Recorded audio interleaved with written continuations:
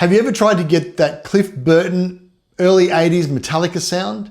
The wild fuzz from Anesthesia, or the tight cutting growl from Master of Puppets, but only to end up with a wall of mud? Well, we've all been there. Well, I have. What if I told you get both of Cliff's tones, the chaos and the control, using just your Line 6 Helix in a single preset?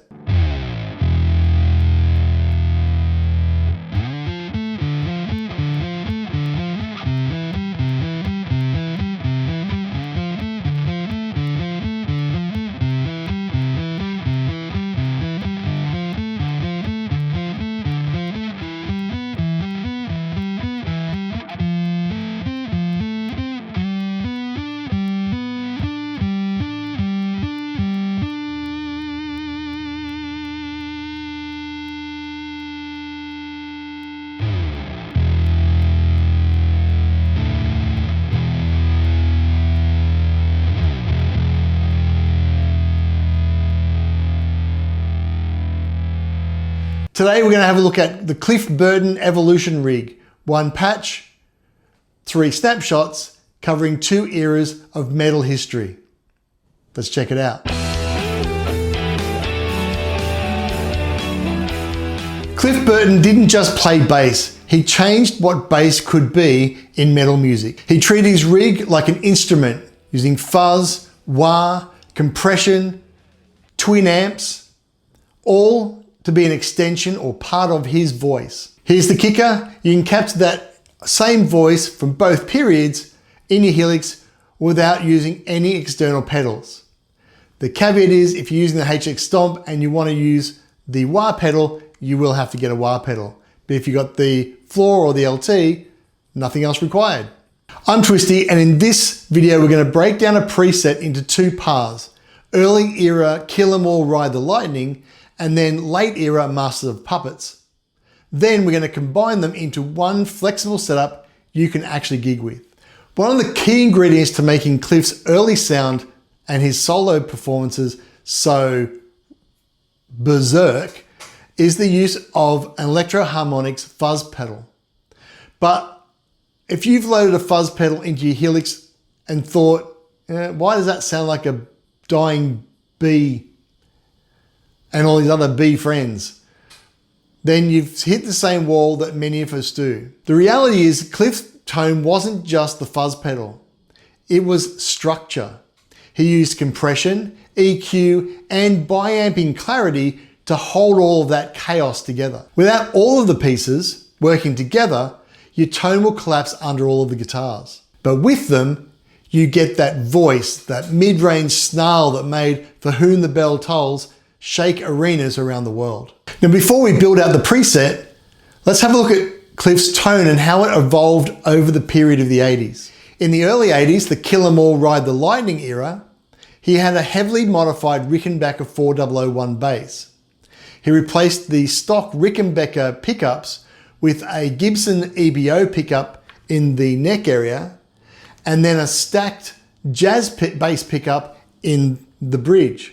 Now, if you've been following Billy Sheehan, like I have, then you'll note there's a similarity between the way Cliff set up his bass and the way Billy's had his set up since the 70s. Setting the Rickenbacker up in this way gave Cliff a unique blend of booming bass from the neck and biting single coil trebly bass from the bridge. When we look at the amps that he used, early on, he was using the acoustic 360s, but he moved on to the Mesa Boogie D180 all tube heads from early 80s onwards. He ran 2 Mesa Boogie amp stacks. One he kept relatively clean for his low end bass, and the other he had running with all of your effects, the fuzz, later on the overdrive, and his wah pedal.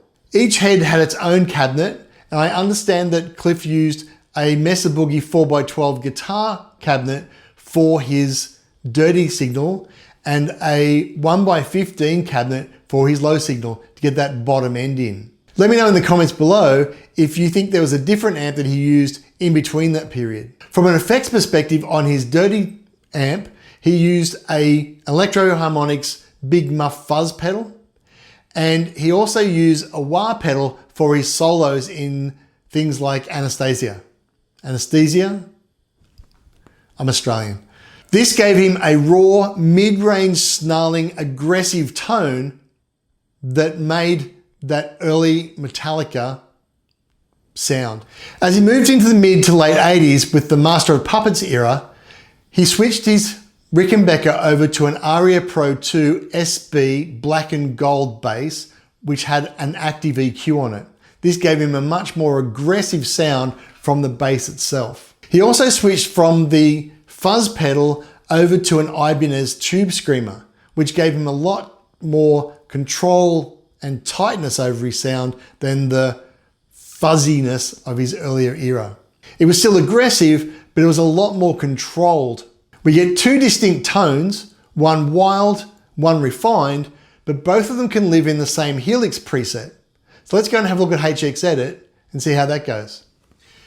To truly mimic Cliff's sound, we need to have that bi-amp or 2-amp setup. One for the clean and one for all the noise and mess that comes with the fuzz and the overdrives.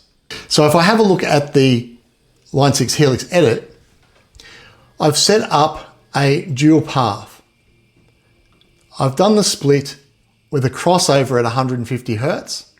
The top line is going to be my dirty overdriven channel, and the bottom line is going to be my clean bass tone. Now, just so you can hear how they sound, I'm just going to move that into split AB, and I'm only going to look at the B track. What I've put on there is the Cali 400 channel 1 amp. This is the Mesa Boogie. It's very similar to the one that Cliff would have used. And I've got it set as clean as I can get this amp. It's a valve preamp and a valve power amp. So you'll see I've got the master set at 10. If you want to get it cleaner, you can drop the master back a bit. I've adjusted the volume with the channel volume. I've got the drive set quite low. The bass is around middle. I've pushed the mids a little bit and the trebles about middle. I've also added a 1x15 Ampeg B15 amp, and I've put a 421 dynamic on there to get a little bit more warmth and bottom end out of this cabinet.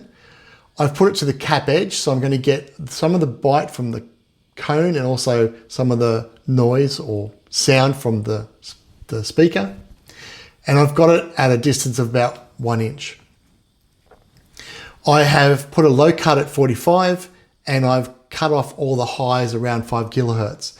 Now, because I'm going to have this as my low end, if you want to cut some more of the highs off, that's okay, but I leave it at 5 because that's roughly what the cabinet by itself would natively have. So if I play that by itself, it should sound something like this.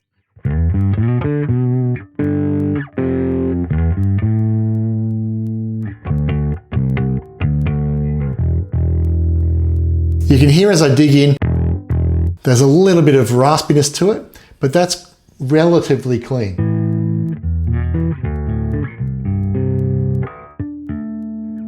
And of course, I've got a compressor running at the front to tame my playing down a little bit and give it a bit of push into the front end.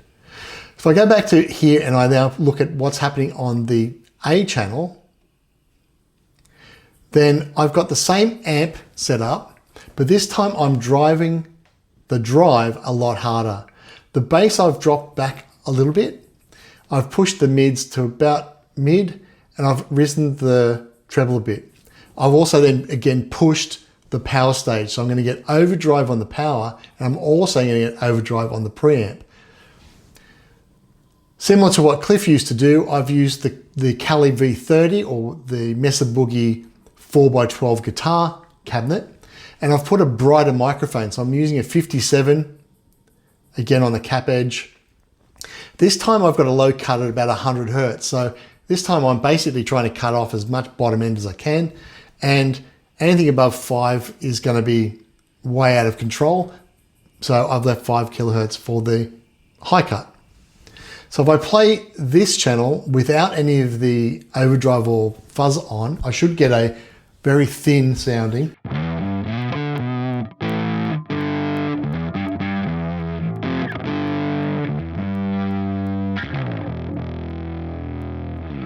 So overdrive, thin, not too much bottom end into it. If I now go back and set my crossover at 150 hertz. So again, this means that anything from 150 up will go into my overdrive path. Anything below 150 will go through my clean sound. Now joining them together like that, and I've also blended a little bit. So again, if you use the mixer on here, like you're using the mixer channels on a mixing desk, I've got one channel which is dirty, one which is clean, and I'm now just balancing those together. As I go through the different presets, that'll adjust, but at the moment, I've got for what would be a kill 'em all, ride the lightning type sound, clean with some grit, I'm going to get this.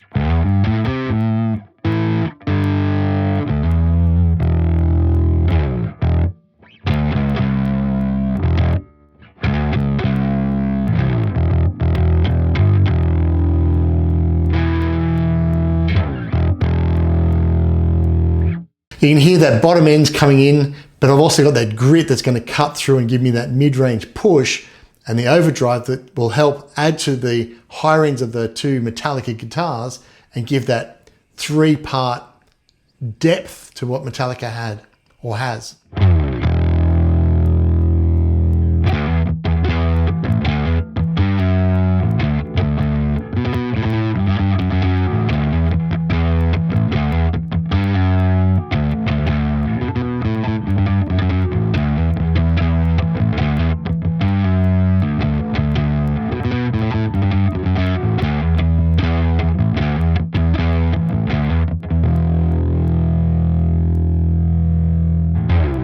The next step up from that is if I stick with the normal playing style of Cliff, but I move to the Master of Puppets era, then I'm going to go to what I've got as Snapshot 3, which is a Master of Puppets Growl. Now, I haven't changed the amp. I've adjusted the bass a little bit, but apart from that, the cabinets remain the same. But what I have added is a Ibanez Tube Screamer, or in the Helix, that's the Scream 808. I've left this, I've dropped the level a little bit just to do some level balancing. I've left the tone as it was, came out of stock, and I've played around with the gain a little bit, and I'm now going to get this sound.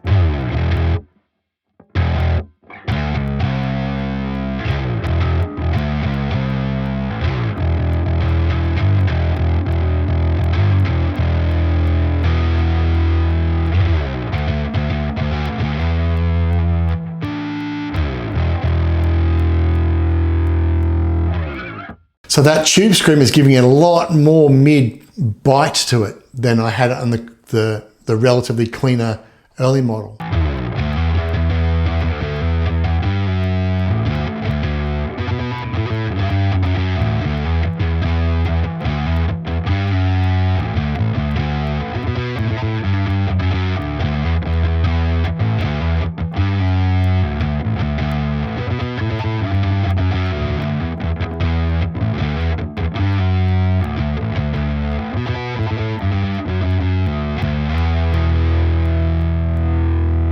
Now, if we want to look at the Anesthesia, Pulling Teeth, or some of Cliff's more aggressive solo type sounds, then we look at Snapshot 2, and what I'm doing is I'm adding a Dark Dove Fuzz. Now, this is the Electro Harmonix Fuzz Pi, but this is based on the Russian versions of the Electro Harmonix.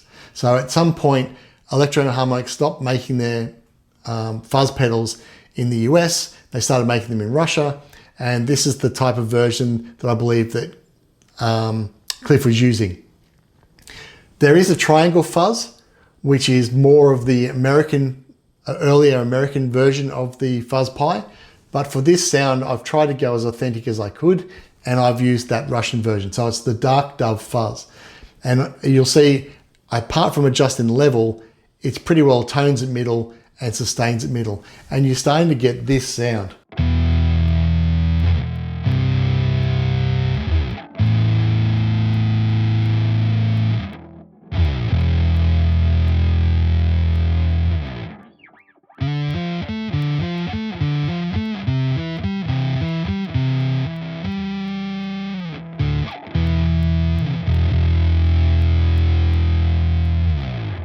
lots and lots of bottom end in there, and then lots of thick sound. This is a really, really great tone, especially if you're looking for that Metallica sound. When you play this with some guitar backing tracks and the drums, this really gives that wall of sound that Metallica was well known for.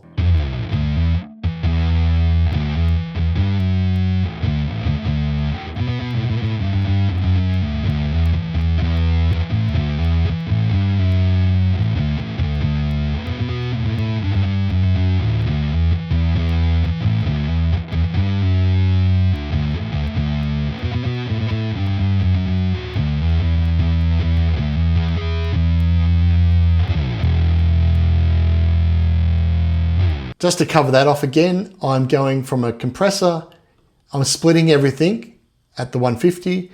Anything across the top, I've basically got a fuzz pedal going into the Cali, going into a 4x12, and I've got it blended so that I've got more of the bottom end coming through than the top. And then down the bottom signal, I've basically got that clean or cleanish sound out of the Cali 400s. So there you go. On the surface, fairly simple, but dialing it in is relatively or surprisingly complex. Getting that balance between the fuzz and the bottom end, and then tying that in with an overdrive is just gives that awesome Metallica sound. Well, there you go. Both tones, one preset, set up with snapshots. These will work both on your floor and LT models and also the HX Stomp. If you want to try playing around with the wah pedal, then you will have to add a wah pedal to your HX Stomp. And let me know in the comments below what the Weeper pedal looks like, because as you saw in the demo, I didn't actually use it. I'm not brave enough. But that preset will now give you the whole arc of Cliff's sound from early chaos to refined power. The Cliff Burton never stopped experimenting, and neither should you. Once you've got those tones, tweak them or try an SVT amp instead of the Mesa Boogies for a bit more vintage muscle, or add the Cali 6x10 cab for a bit of extra thump instead of the 1x15s. Let me know how you've got your Cliff Burton Metallica sound going in the comments below. I'd love to hear how your rig handles Cliff's growl. If you found this breakdown useful, hit subscribe, like, and don't forget to grab the preset from the website in the downloads. If you're still struggling to work out the best way to use overdrive or distortion with your bass rig, then check out this video next. Catch ya.